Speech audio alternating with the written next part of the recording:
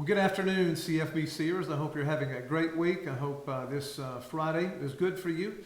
It's almost the Lord's Day again. It seems like we're always talking about the Lord's Day, but that's a good thing. I'm preparing to preach this week on the story of Gideon. Of course, you know, last week we did what was more or less a flyover of the entire book of Exodus with focus on Moses and really Moses' birth and how God's providence saved Moses and how Moses was a redeemer, a little r redeemer for Israel, and how he pointed, as so much of the Bible does, or really most of the Bible, to the Lord Jesus Christ.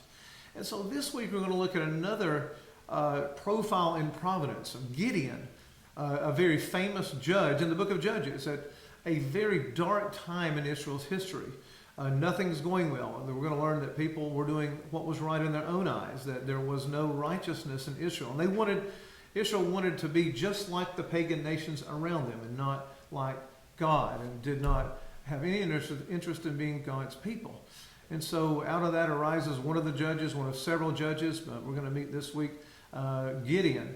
And we're going to learn through Gideon's ministry that great Reformation truth, as we mark Reformation Sunday.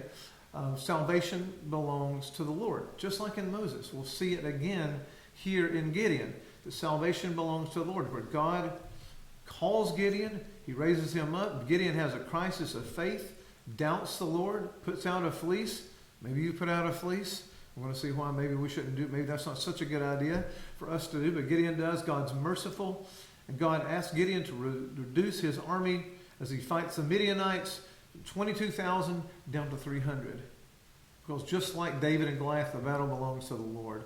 And so we're going to see that here in this great story, that the battle belongs to the Lord. Not just in Gideon's ministry, but also in your life and in my life. And so we will be in the book of Judges this week.